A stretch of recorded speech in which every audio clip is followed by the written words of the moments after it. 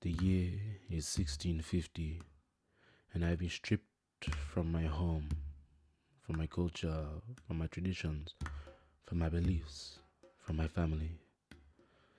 Taken to a far off island, placed on an auction block in a place which I must now learn to call my home.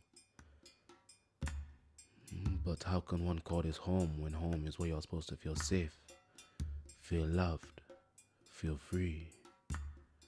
Home, where the voices and spirits of those before me were carried in the wind, only to now become a candle in the wind, a distant memory.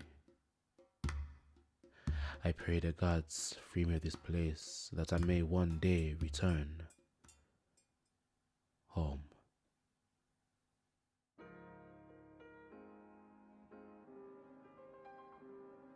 I am the product of Glendora Patricia Powell, a daughter of Nevis, and Winston Samuel Case, a son of Jamaica by way of Mansfield, England. They did not speak of home in the same way as my ancestors before them.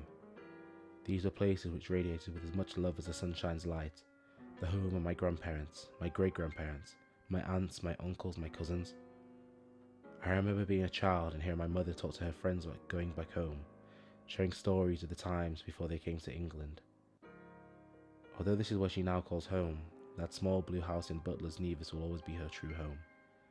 The home of her grandparents and her great-grandparents before that. The home where her grandparents raised her and she would play with her cousins Mervyn and Egbert.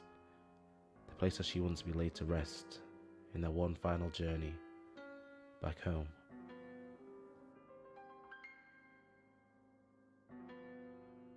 Although I may not know where my ancestral home lies, I do know where my heart lives. 11 Glenelg Park View, my family home. The home where my sister would visit me on a weekend. The home where countless birthdays and Christmases were spent. The home where me and my brother would fight and play.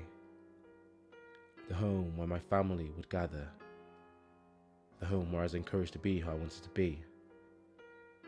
The home where I'd see my parents in dying love for one another.